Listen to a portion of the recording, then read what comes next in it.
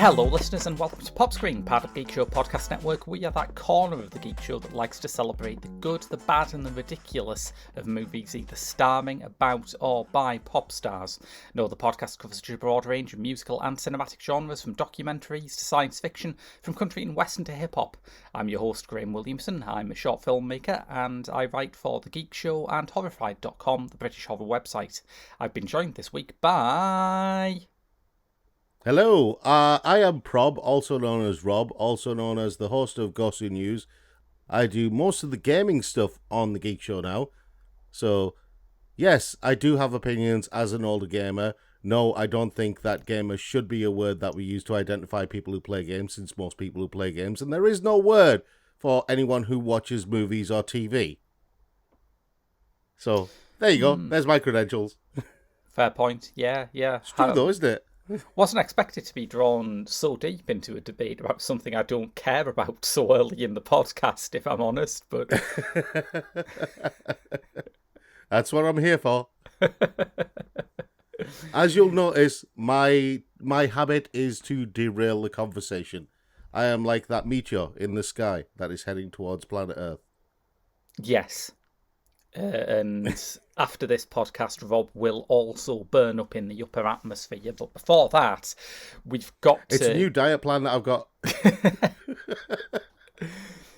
We've got the finale of our month of Bowie-themed films. And listeners, it's not the side effects of the cocaine. I'm thinking that it must be David Bowie in a Jim Henson Creature Workshops production. This week's film is Labyrinth from 1986. Not to be confused with Pan's Labyrinth, although it does have fairies and a sinister pale guy. But the only giant frog is the one he is apparently stuffed down the front of his pants. Yeah, technically this is a David Bowie double bill, isn't it? There's David Bowie and there's David Bowie again. Yes, yeah. Yes, we are probably going to mention David Bowie's cock more in this podcast than we did in the one for The Man Who Fell to Earth, so listeners, I apologise in advance. Yeah, he was naked in that as well. Exactly, yes, yeah. Yes, but this is a youth certificate film from the creator of the Muppets, and yet it is like this. Yes. When did you first see this film, Rob? When I was a kid. Me too. This was one of those. You don't really get films like this now that are aimed at children. So this is in that category of films that also included things like Watership Down, The Dark Crystal, which, themes from The Dark Crystal include genocide. Yes, yeah. The Neverending Story, and Willow, of all things, which I have seen the trailer for the new Disney thing. It's a sequel, and I am so up for it. But right. Anyway, this was in the category of those films where you had this really, really dark fantasy, or this really kind of surrealist take on the norms that everyone had, and it was there to challenge kids. You don't really get that now, where everything is kind of sanitized and safe. The closest you'll get to it in terms of animation, for example, are things like Infinity Train and Amphibia and things like that, from the Western perspective. Yeah. But those are more for teenage audiences rather than a universal audience. Yeah, that's the thing. I think the rise of the tween and teen audience kind of siphoned that element you're talking about out of kids' movies. It could be sort of put away safely in something for slightly older kids.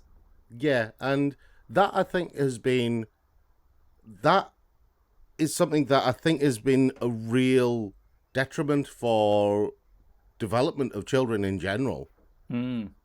especially across the Western world, because for generations we grew up with fairy tales and nursery rhymes and stories that literally at their root involved blood and death. Yeah. We grew up with those for generations, for thousands of years, and then all of a sudden in the last 20 to 30 years they're not the thing that you should be teaching your kids. And I'm like, well, why? When we survived as a species for tens of thousands of years with these as teaching methods, all of a sudden we're being told not to teach our kids these things, Yeah. which makes no I sense to suppose me. I don't want to be too prescriptive about this because I, as someone who is pushing 40, do not watch much sort of kid stuff, so I can't really say whether it's doing stuff that hits the audience like this. I would say that there are some like difficult life lessons done in a Yeah. scary way in the Harry Potter franchise, like the death of a Oh, yeah. mentor, the weight of expectations put on a kid, coping with your favourite author becoming a bigoted arsehole. All of the difficult stuff is in there. But yeah, there See, isn't. the coping with your favourite author becoming a bigoted arsehole, I got over that years ago when I discovered the truth about Orson Scott Card. Yes. I mean, it's an increasingly essential survival skill for the modern world. They'll all let you down sooner or later. If I was a fucking Morrissey fan, I know what I'm talking about. Yeah, you kind of had it worse than me. At least I read Ender's Game and I thought, oh, this is brilliant. And then I read the sequels to Ender's Game and I thought, oh, yeah, really good storytelling. Really wanted to read more stuff. And then I found out, yeah, Orson Scott Card, not really the nicest of people. Really want to read more of his stuff. I Doesn't wonder mean what he's- his blog's like. That would have been the Yes. cruelest way to be let down, wouldn't it? Yeah. I mean, it's just one of those things, it's a case of living long enough to become the villain, I suppose. Yes, that's very true. Yeah, yeah. I hate to put it in those terms, but Well, I mean, in a much more wholesome way, Bowie was well into his career here. Bowie would have been a good sort of 25 years since he signed his first record deal, and he Yeah. is playing the villain here in a more Yeah. enjoyable way than some real life villains would Oh, yeah. imagine. Yeah. I think it's one of those things where, let's see, there are certain people who, when they play the villain, they do it remarkably well. Mm. And one of the reasons for that is because you never envision them playing the villain. Yeah. I always bring to mind one specific example, because it's kind of the perfect example. It's Harry Connick Jr. in what yeah, was that film? Copycat, Yeah. where he plays the serial killer in Copycat, and you're like, it's Harry Connick Jr. He's like the nicest guy in music. Yes. He's only had like one or two film roles. The other film role, he was a lovely person in that one. His other role is a serial killer, and a very convincing one at that. Yeah, yeah. I think there are some good sort of cases of what I guess you would call twist casting out there like that. Yeah, I mean, and Marvel. I think Bowie in Labyrinth is a Yeah. good example of that. Yeah, absolutely. And it's a well pitched performance because playing a villain in a children's movie specifically, you have to calibrate it very carefully. You can't be absolutely evil. You have to be evil enough to be fun. Yeah, and it's what was the Mike Myers line? It's not evil, it's evil. Yes. Yeah. You know, the fruits of the devil kind of thing. Yeah. Yeah, very much so. That And he- that very slightly camp evil. That you remember Grot Bags from Rod Hole and Emu? I do, yes, yeah.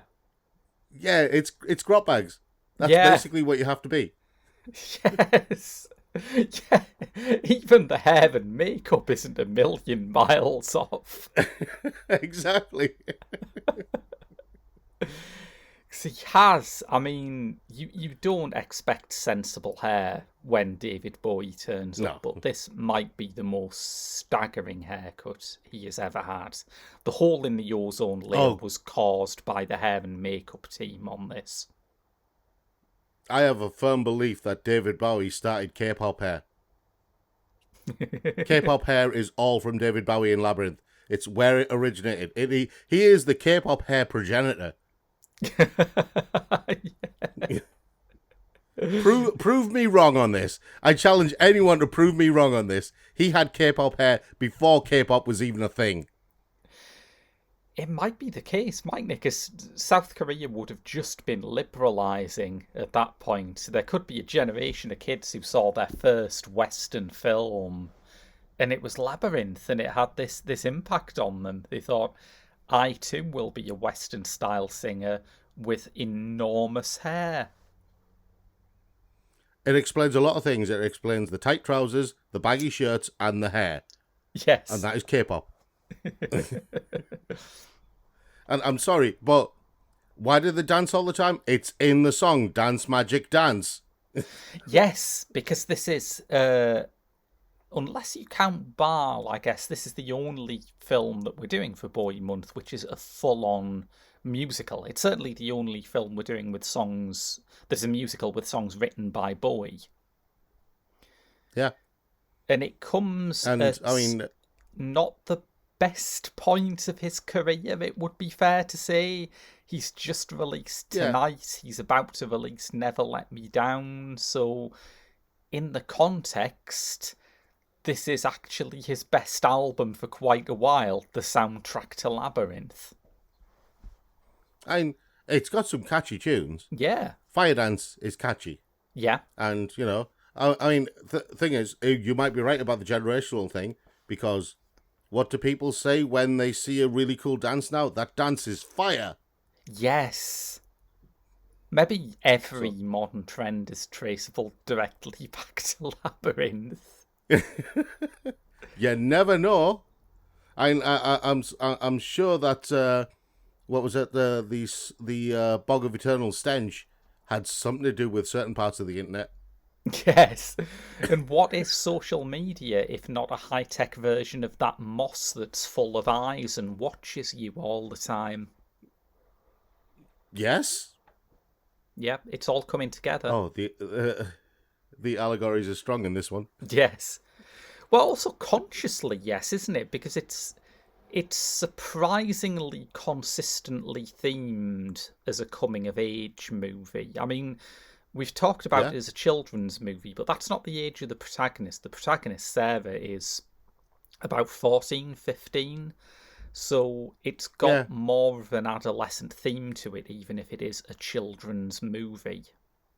Oh, yeah. What I love about it, from the beginning, it's one of those films where it plays on what you think the fantasy thing is supposed to be. So when she's having to look after her brother, maybe you should set the scene first before we get into this. Yeah, Sarah is a dramatic, angsty teenager played by a young Jennifer Connelly, who is forced to look after her little brother. What was the brother name? Toby. Her little brother Toby. Yeah. Who cries all the time and who she sees as an absolute pest. And she starts to wish to herself that someone would take Toby away. But she's overheard saying this through the realms, through into another world, by an army of goblins.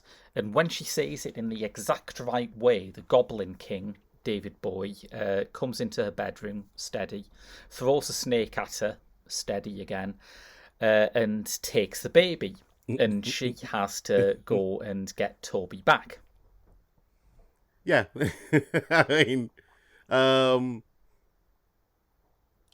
Dodgy motifs and dodgy lyrics from songs aside, yes, there are parts of this that are questionable. Let's see. Yeah, I mean, I can't remember how I reacted to the helping hand when I was young. I probably just thought it was very clever. But now you do think, Yeah, oh shit, you've it's just thrown a 14-year-old girl into a load of hands. yeah, it's kind of Yeah. you couldn't get away with that now, could you? Not really, no.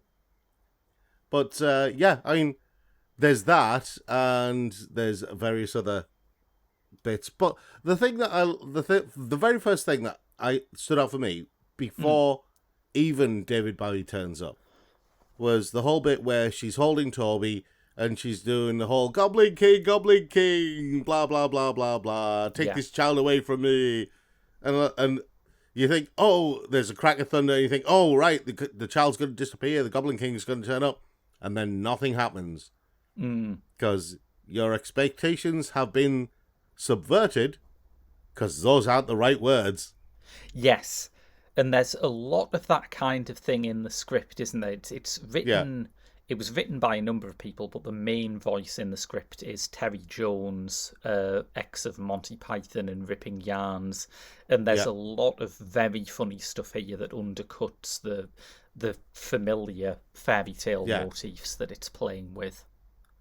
I mean, in a sense, Labyrinth kind of gave rise to what would eventually become Shrek. Yeah, because actually, yeah. a lot of the humor is mirrored in what became Shrek later on. So it wouldn't be beyond the bounds of possibility for a young Mike Myers, for example, to have watched Labyrinth, being influenced by the humor of it, and then when it comes to Shrek. Yeah, I've always thought there was a shared sensibility between Mike Myers and K-pop bands, and that's it, isn't it? It all comes from that. Yeah. I don't know. I mean, there's that new show he's got, the Pentangle. Yes. Oh, the Pentaveret, sorry. The Pentaveret, which I know for a fact is inspired from his movie So I Married an Axe Murderer. It is, because that's where it's first mentioned.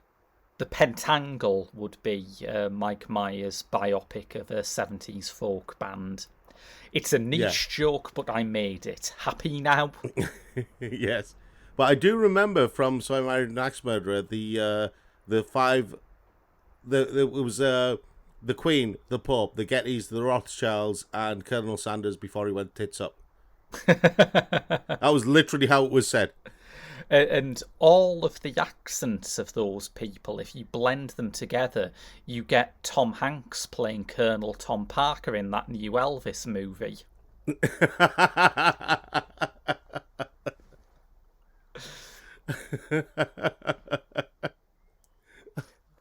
Sorry, I just want Tom Hanks plays the Queen now. Yes. Yeah, the last series, The Crown went in a weird direction, didn't it? Oh, yeah. There's a part of my brain that is doing cartwheels at the thought of that happening. Anyway, back Labyrinth, to... though. Yes. It's a beautifully designed film, isn't it? I mean, you expect great things from Jim Henson by this stage, but every set, every effect is really gorgeous to look at. Am I wrong in thinking that this was one of the ones where Henson and his cohorts had a lot of control over the set design, whereas in previous efforts they'd only had like marginal control over how everything was supposed to look, but this time was one of the first times where they actually had almost full control over everything. Yeah, it was the directorship. It was a well-funded film. You know, it cost 12 million back when 12 million meant something, and it had some. I mean, there's some remarkable talent involved here. Kevin Clash, who went on to be the puppeteer of Elmo in Sesame Street, is behind a lot of the puppets. I don't know. Are you aware of who voices and co-puppeteers Ludo? Ludo? I did know this because it was remarkably similar to how Groot works, because everyone, when they found out Vin Diesel was Groot, was like, no, that's never Groot. They're like, yes, it is. And it's exactly the same kind of scenario as that. I think But I can't remember who it is. It's a bit more niche than finding out that it's Vin Diesel, but Ludo was an early job for the acclaimed contemporary sculptor Von Mueck, who makes these astonishing, like, hyper-realist sculptures there of people's faces, but they're extremely outsized or undersized. Yes, I remember you'll him. have seen some of them. And it is, whenever you walk around an art gallery and see some Von Mueck, you can take the sort of unease of seeing these quite disturbing sculptures away by just imagining him in a vocal booth going, "Smell bad!" Yes. Yeah. Yeah, absolutely. When you look at the talent list of this, was it who did David Shaughnessy play? It was the Sedidimus or something. Can't remember the name. Oh, I don't know. Let me have a look. I don't know that guy. What did you say his name was again? David Shaughnessy. David Shaughnessy. Oh, yes, he is Sedidimus. You're right. Yeah. David Shaughnessy's done stuff with Mass Effect and video games like The Darkness and Elder Scrolls and Warcraft, stuff like that. So that's why I know him a lot more.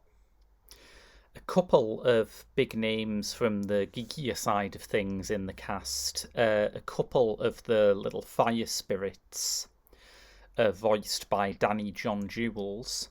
Yep.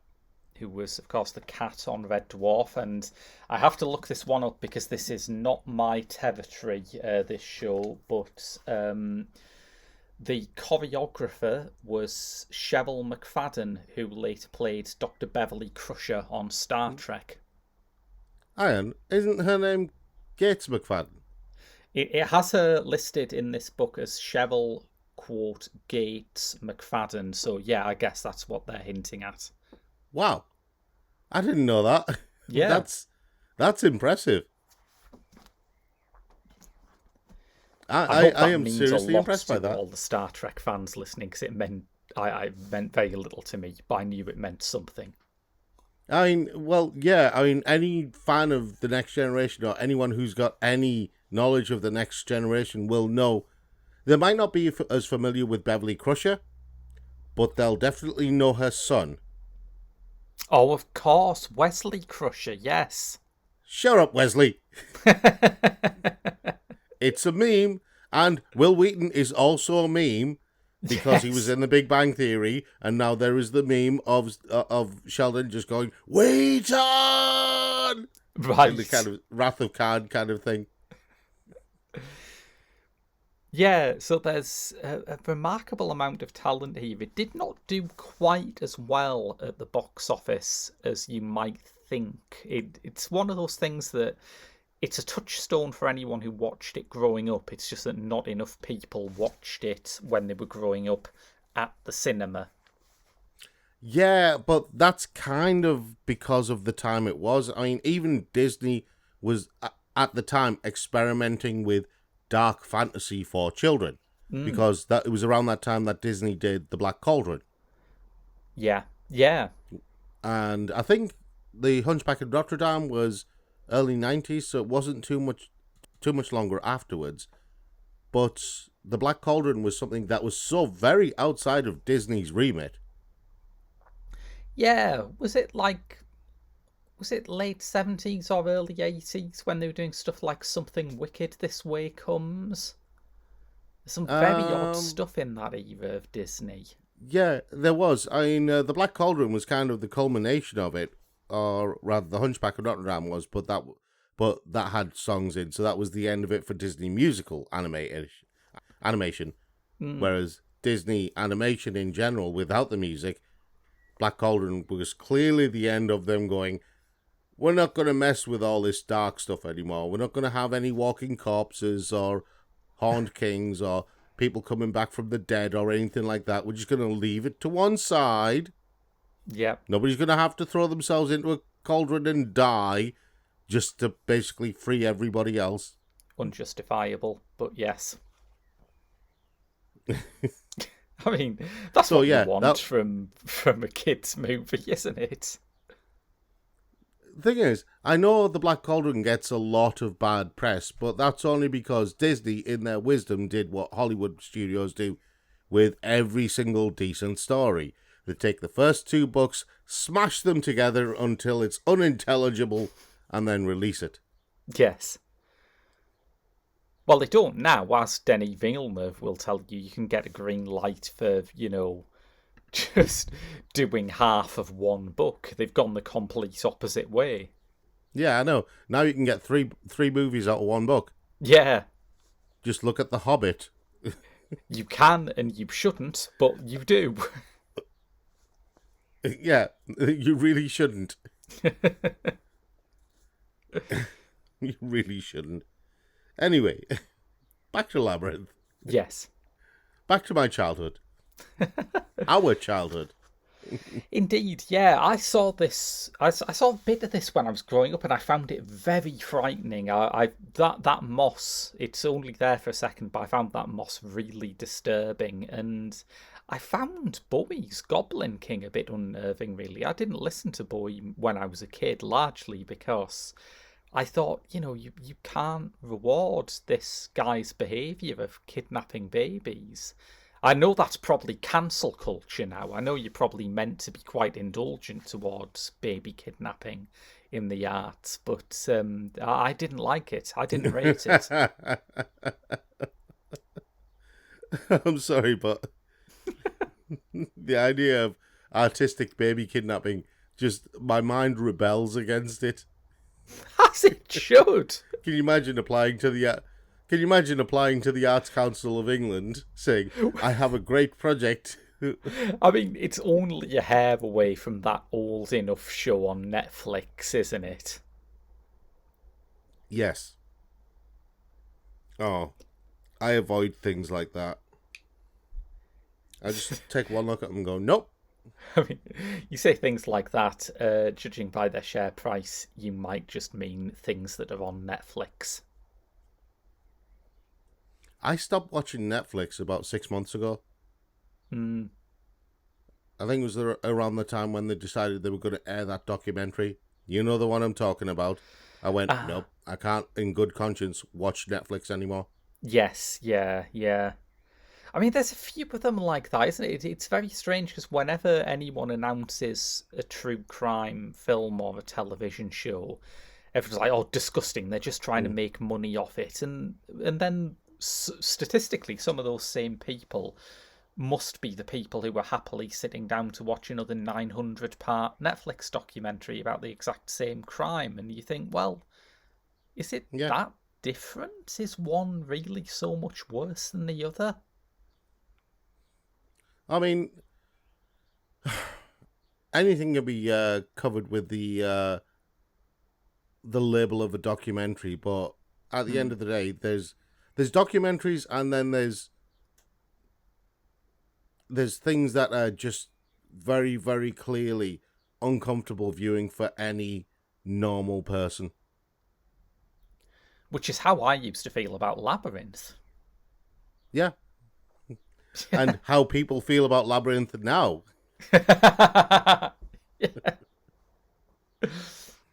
Especially with things like The Pit of Hands. The gropey chasm, yes. Yeah, gropey chasm. And David Bowie following David Bowie. Hey, though, speaking of impossible geometry, how great is the Escher staircase sequence? I have never heard it referred to as impossible geometry, but I am keeping that. That is just the perfect description of it. The non-Euclidean crotch. And there's your episode title. Oh. If I saw an episode called The Non-Euclidean Crotch, I would click on it just out of sheer curiosity. I mean, That's how people get into trouble on the internet, though, isn't it? Exactly. Oh, right. But I'd see the title, I'd be like, the hell is this about? Yes. Click.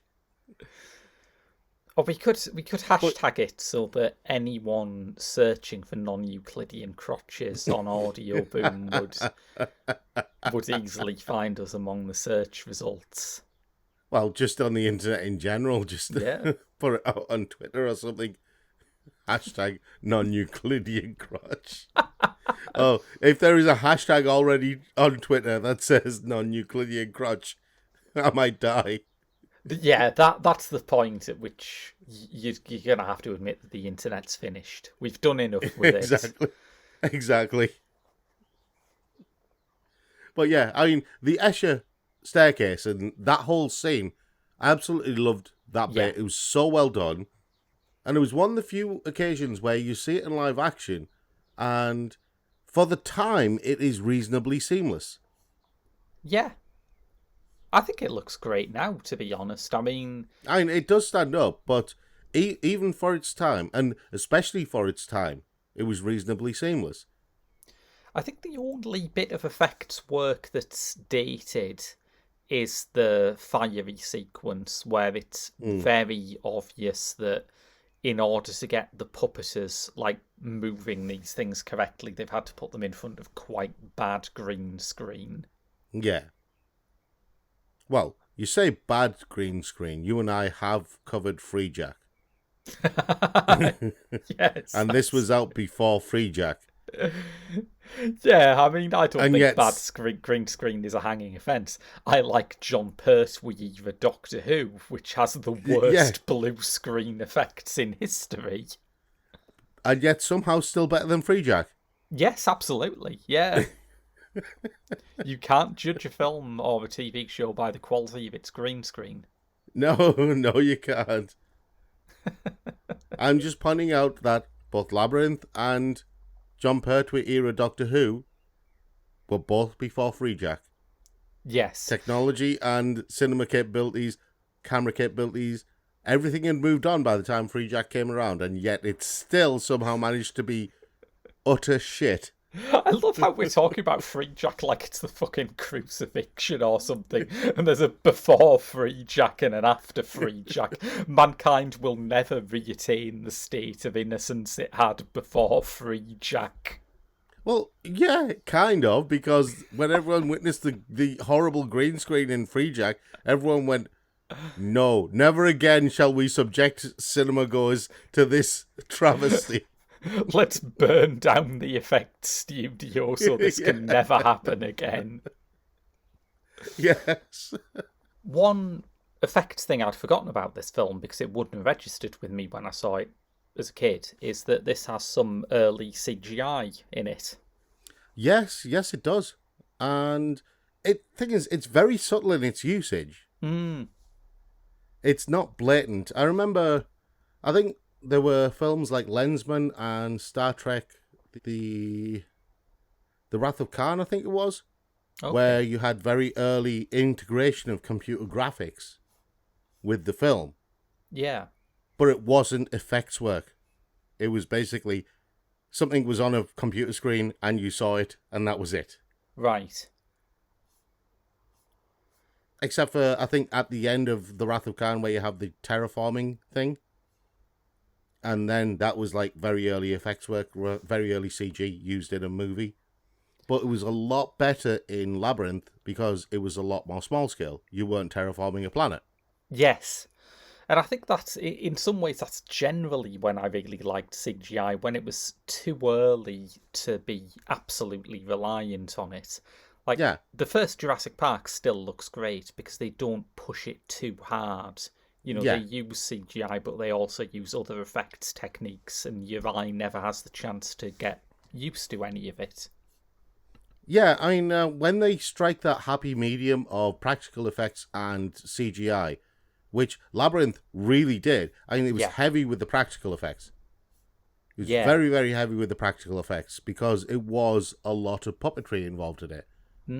But I really liked the fact that because it was so heavy with practical effects, it was effectively cheaper to just keep everything as practical effects. Minimal Yeah. CGI usage, but it really fit. Everything really worked. And I think that's one of the reasons why the Escher staircase scene works so well. Is because your eye is so focused on the practical side of things and so keyed into the practical side of things that you don't notice the slight continuity issues with the Escher staircase scene. You overlook them completely because it's just there are so many, practical effects are so organic in their way, so your eyes are a lot more forgiving when it comes to little flaws in how things move or how things fit together.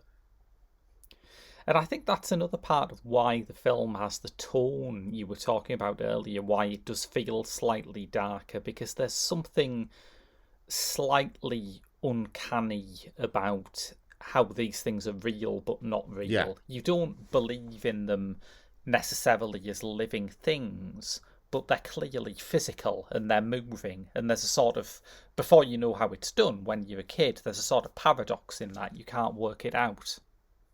Kind of like K-pop stars. Yes! I haven't done a K-pop episode because I know whatever I say, I will be absolutely murdered. So if any K-pop stans are listening to this, it's Rob's fault. Rob keeps bringing it up, not me. I am allowed to. Do you know why? Because I was following K-pop before they even knew it was K-pop. Just like everything else. I am one of those really old. I mean, I'm mid-40s now. I was watching anime before we even knew what the word anime was. I was reading manga before we knew what the word manga was. I was following Japanese and Korean music before just about anyone else I knew. So yeah, I think I'm in a fairly reasonable position to tease K-pop. Yeah, yes. Yeah, doesn't mean to say I don't like K-pop, but I'm allowed to take the piss out of it. Let's hope that the genre's fans have the same sense of humour about it that you do. They don't. Do I care? No. I just tell them dad jokes until they go away.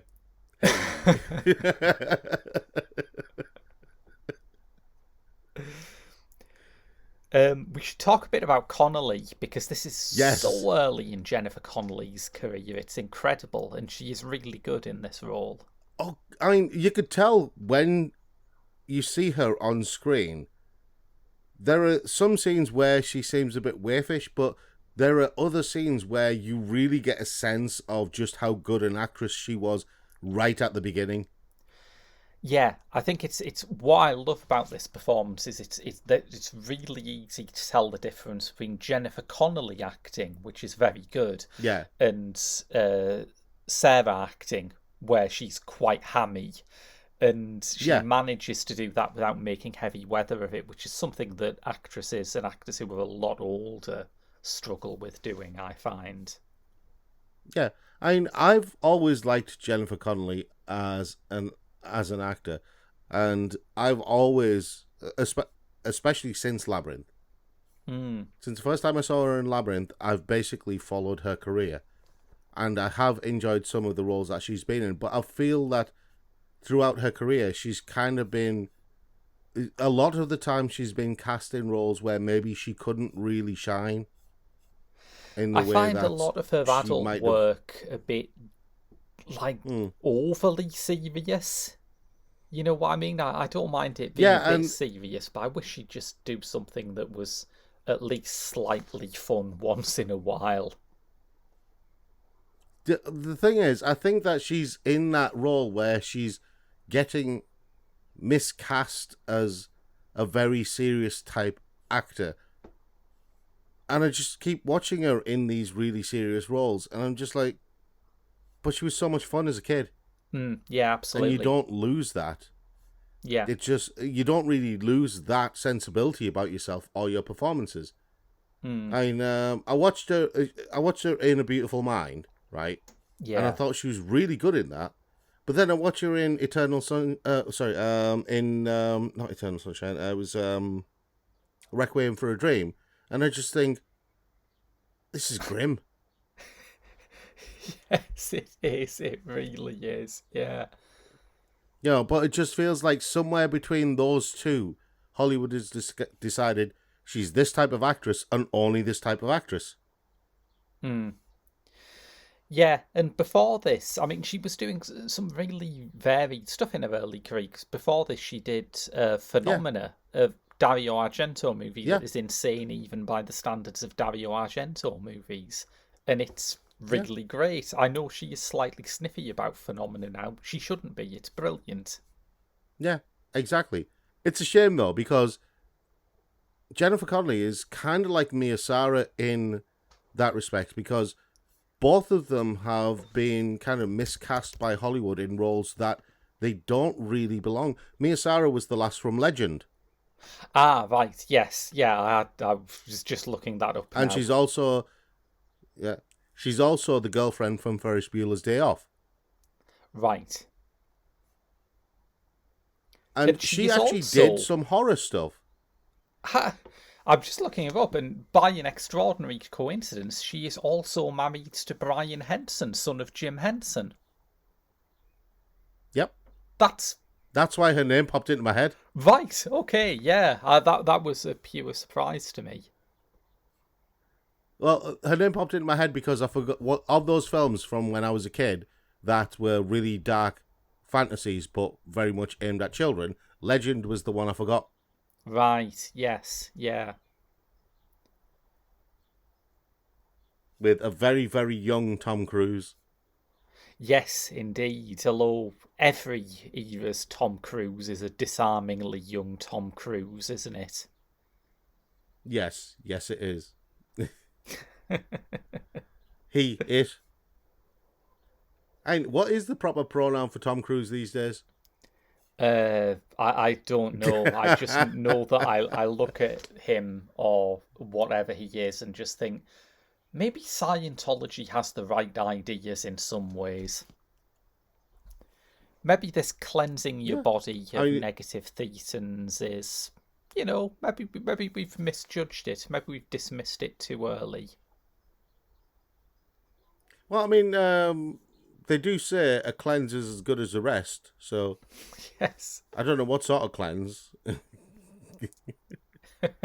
There are other types of cleanse when you're in Yes. Hollywood. Yeah, let's move it out from the Gwyneth Paltrow zone here, I think. But we still have to talk about the Bog of Eternal Stench, so we can't. Yes, that's a remarkable sequence, isn't it? Basically 10 solid minutes of the same fart joke and it doesn't get old somehow.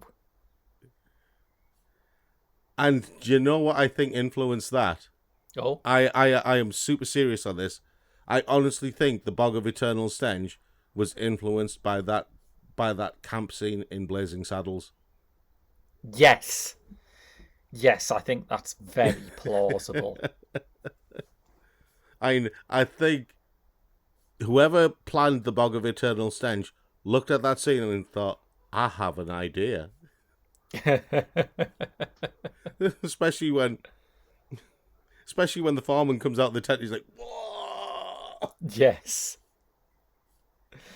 Well, the most disturbing thing about the Bog of Eternal Stench sequence is that afterwards you have that scene where Sarah is tempted by like a vision of just going back home and leaving Toby there, and she jumps on the bed Oh, wearing her shoes, and you think, hang on, yeah. you've just been in the Bog of Eternal Stench. Shoes on a bed are a bad idea at the best of times, but this time, Yeah, because say what you like about the Bog of Eternal Stench. I mean, they say, oh, don't fall in it. But what if you get some on you? yes, Because it is sputtering. I mean, you are talking about spatter. Spatter does happen. yeah, there's splashback, isn't there? Yeah. Splashback is... Sorry, splashback. I choose my words carefully. It's one of those words that's just... Yeah.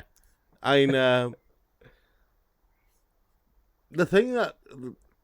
One of the things about Labyrinth that really is engaging for me, especially when I was a kid, were characters like Ludo and the Dog Knight Oh yes, he's on his marvelous. sheepdog, and Hoggle.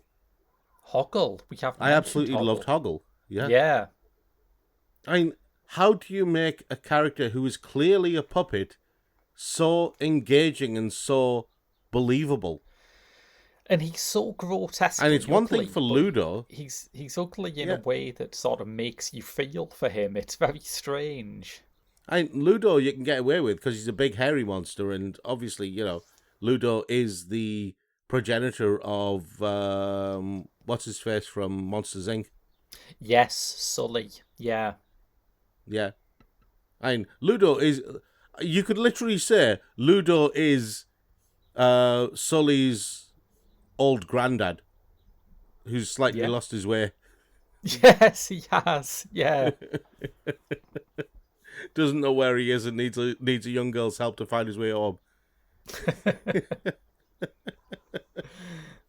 I'm just Googling some of the creatures in it, and there's a bizarre thing where some website, I won't mention their name because it's clickbait, but they have done one of those things where they do see the cast of this movie before and after, and it's like normally it's a picture of someone who's when they were young and someone when they were slightly older, but here it's a picture of like a grotesquely ugly puppet and then just some old bloke. It's like, well, yeah, I wasn't expecting them to look massively similar, if I'm honest. If anything, they've had a real glow up since they were in Labyrinth. Yeah. It's a bizarre thing. But Hoggle as a creature, though. Hoggle as a character, not a creature, sorry. There's a lot to like about him as a character. Yes. I think even more so than David Bowie and Sarah. I think Hoggle's journey throughout this whole story is the one that really fit with me the most. Going from somebody who was forever being scared of where he was and who was going to come after him next, to actually, liking someone. I do wonder if there was a bit more of Hoggle's journey that was like in other drafts of the screenplay, because this was drafted and redrafted by a lot of different people, and there is that odd dangling line where Jareth is taunting Hoggle and he says, maybe if she kisses you, I'll turn you into a prince. And that seems set up for that to come back in some way, to like bite Jareth somehow, but it never does. See, there is a theory. It's time for theory crafting time. Okay, I'm ready. This hasn't been proven, but there is a theory that the Goblin King, Jareth, is not the first Goblin King. Right. And that the first Goblin King had two sons. Jareth and Hoggle. Ah. And so when he says that line, maybe if she kisses you, I'll turn you into a prince, he's saying it because Hoggle already is the prince. He is and was supposed to be the Goblin King. But through a coup d'etat, Jareth took the throne, which is why Hoggle is basically living the way he is. An interesting idea, one that is either undercut or not, I guess, by Bowie's comment about Jareth, which is that he said he always saw Jareth as being sort of pushed into the role of being the Goblin King and not actually giving much of a shit. I think his exact quote was, I pictured him as someone who'd rather be down in Soho, which may just be where Bowie's head was by that point in the 80s, but... Probably. I think from a narrative, if you look at it from a narrative viewpoint, the idea of Jareth taking the throne through a coup d'etat, neither here nor there.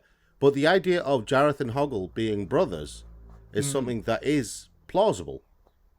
The two of them have a much stronger relationship than Jareth does with the rest of the goblins, for example. Yeah, that's very true. And there's a scene, where, if I remember rightly, where Hoggle actually addresses Jareth by name. Which, That's true, yeah. that actually suggests that they know each other of old, and that their relationship is something outside of the norm. It's definitely more familiar a relationship than anyone else gets with Jareth, isn't it? Exactly. Yeah, that's a very And good point. regardless of what you think about, or what David Bowie says Jareth is, there is something there that suggests, can't even say suggests now, without rolling the S, that suggests something deeper, something on a more personal level.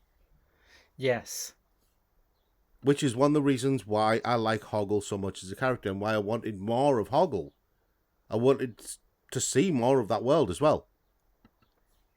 Well, there has been a licensed continuation of this. There's a series of Mm, comic books that pick up, I don't know yeah. how long after the events of Labyrinth, but after.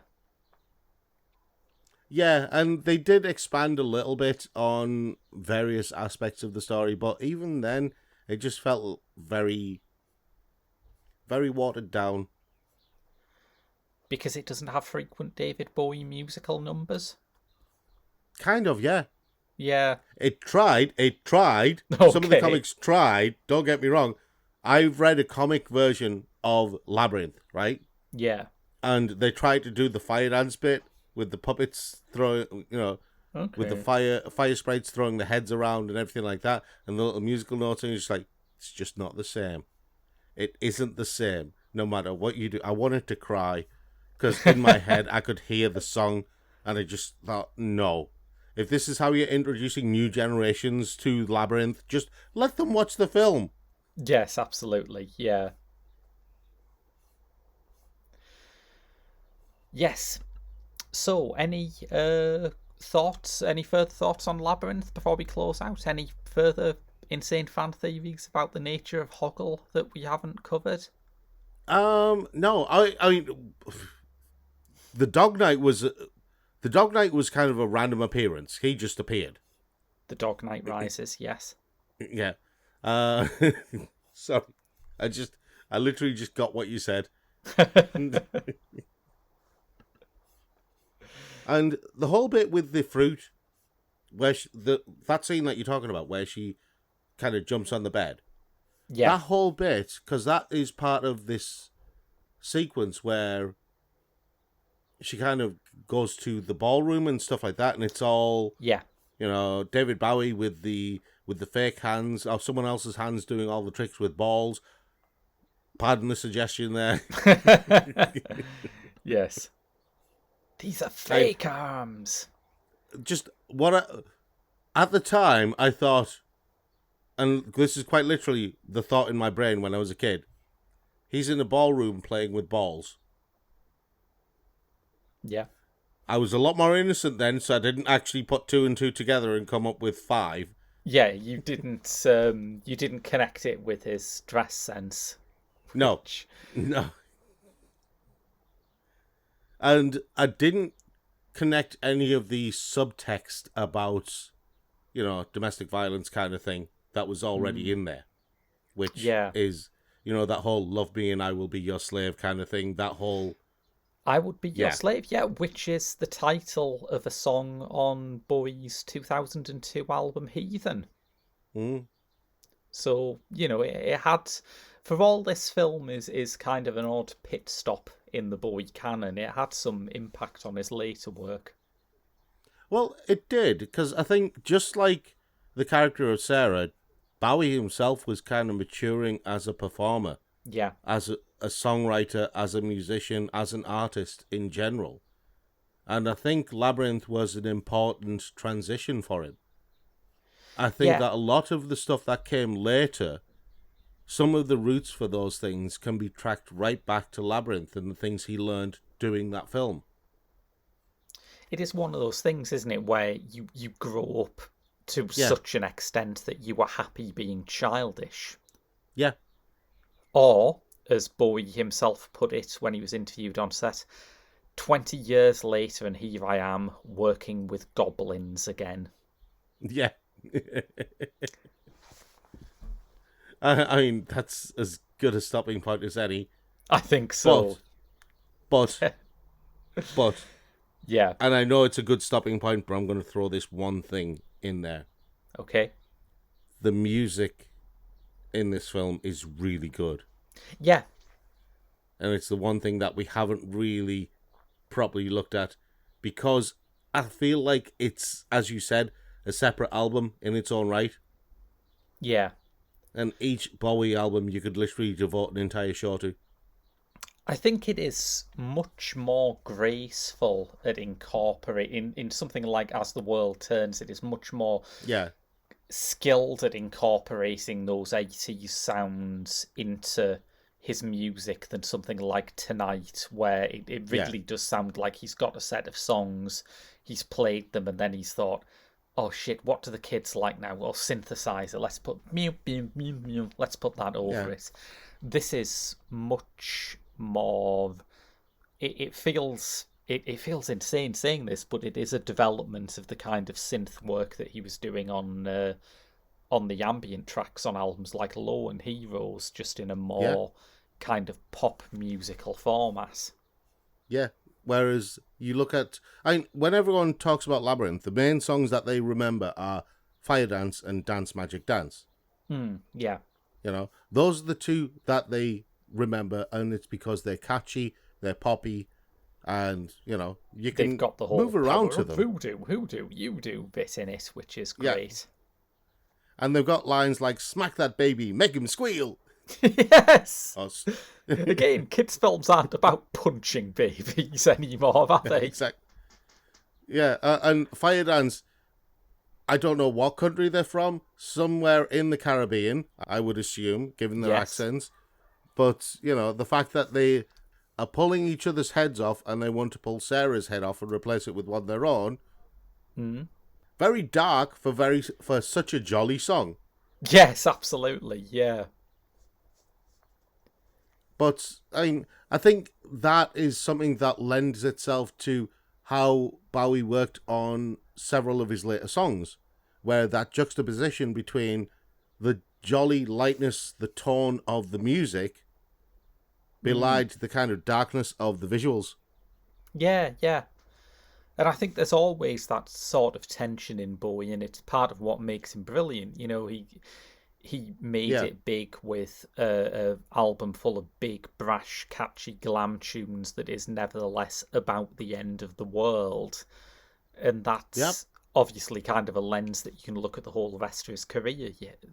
You know, he tends to go off-piste when he becomes either too dark or too light, but he normally finds himself somewhere in the middle in a really effective way.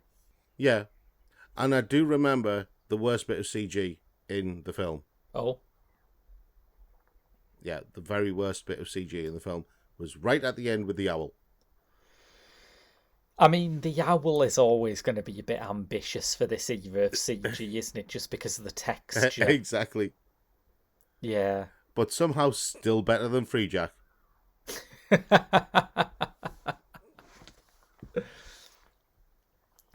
Yes, if you'd like to listen to our episodes of other films that are either better than Free Jack, worse than Free Jack, or that actually are Free Jack, we have a whole library of episodes available. You can also donate to our Patreon at www.patreon.com/The Geek Show, where you can get an exclusive bonus episode every month. There should be one just a week or so after this one comes out, in fact.